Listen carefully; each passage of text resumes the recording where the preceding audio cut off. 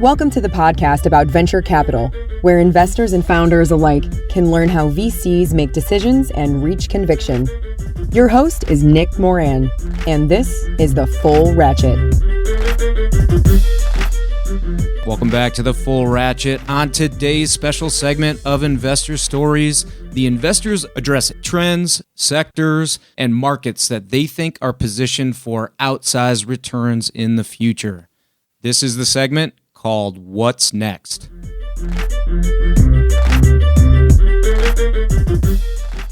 On this special installment of Investor Stories, we have Jason Whitney of IU Ventures. Jason, can you tell us about sectors or trends that you're bullish on? Yeah, this is probably not a super popular one, but I'm really interested right now in sports tech. We worked on some projects recently that really piqued my interest in the integration of IoT hardware and data informatics and the growth opportunities in that space. We also had a Techstars sports incubator in Indianapolis that really showcased a lot of really interesting projects in that space. And we're working on a few things at the university that I think could really transform the lives of high performance athletes by utilizing our world-class School of Informatics as well as our high performing athlete center that we have at the university. Love it. We just made an investment in that area.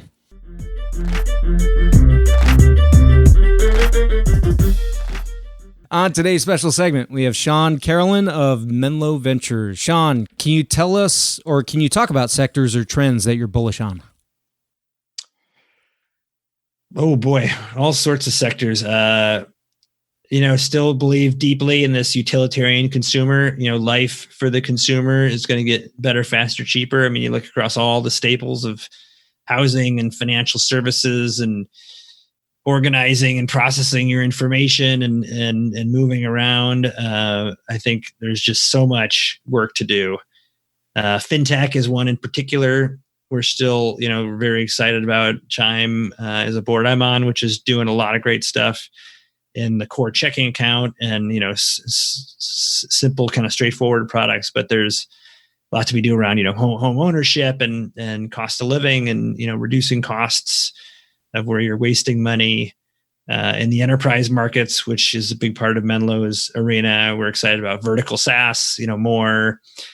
Here's a specific job that needs to be done.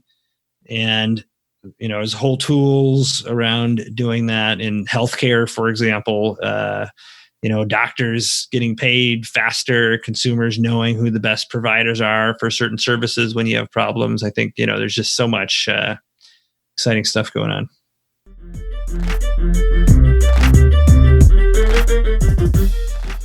On today's special segment, we have David Horowitz of Touchdown Ventures. David, can you tell us about sectors or trends that you're bullish on? Yeah, as a corporate VC, we're very vertically focused, spend a lot of time going deep in, a number of vertical areas like food, media, real estate, IoT. You mentioned healthcare, pharma. We actually have a relatively new practice that we've started even in legal tech and reg tech. There's a few others I'm sure I'm missing. So I'm very bullish on this vertical specific technology. I feel like the last 10 years or so in this whole software is eating the world. We've seen a little bit of that, but I would say, certainly with cloud, it's been more horizontal platforms. And so this idea of verticalization, specialized software, and I'm not sure that's a new theme, but I think that the increase of that and corporations adopting that in certain areas, that's a big theme that, that we're focusing on.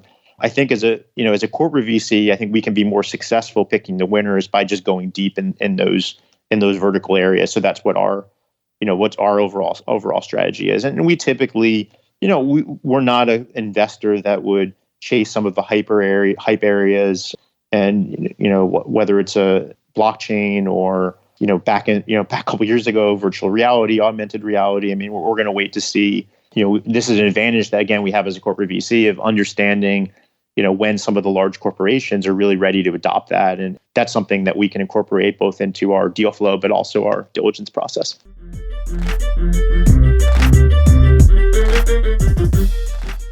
On today's special segment, we have Jaclyn Hester of Foundry Group. Jaclyn, can you talk about sectors or trends that you're bullish on?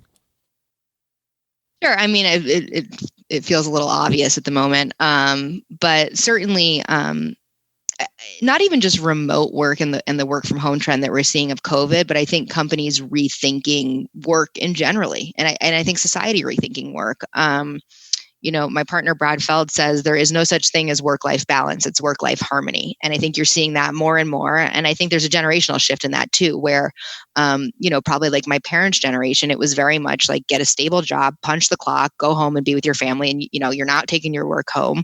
And a job is sort of a means to an end. And I think today a job is really much more ingrained in who you are as a person and what you contribute to society and like sort of how you value your life and how you enjoy your life. It's challenging that we have phones and email and all this stuff that's sort of ever present and accessible all the time, right? And so the hardest thing to do is, at least for me, because I love my job maybe, is to turn it off, right? And to be present with your family and in other things that have nothing to do with your job. But they sort of all overlap these days. And I think that certainly, and I hate to call out certain generations, but like millennials and Gen Z, like I think people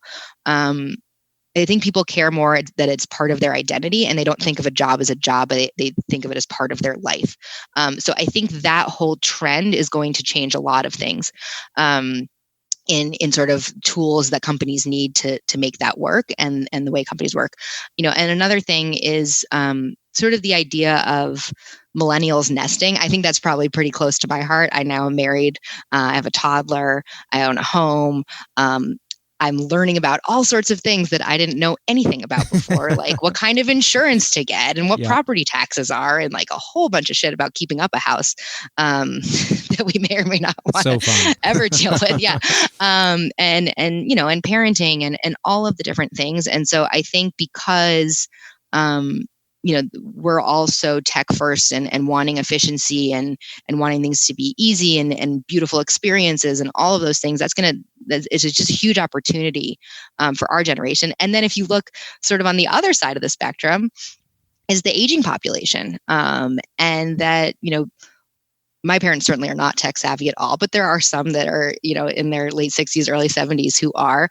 But in any case, that's a big population. We know that the population is generally aging, and that's a huge opportunity. So I guess the general theme here is, demographic shifts and just the way people live their lives.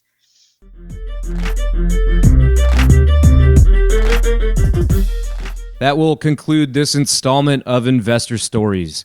If you're enjoying the program and would like to see it continue, take a moment and leave a 5-star review in iTunes. Also, if you'd like updates on new content from TFR, as well as the top 10 VC articles every week, go to fullratchet.net and sign up for the newsletter. Okay, that will wrap things up for today. Until next time, over-prepare, choose carefully, and invest confidently. Thanks for joining me.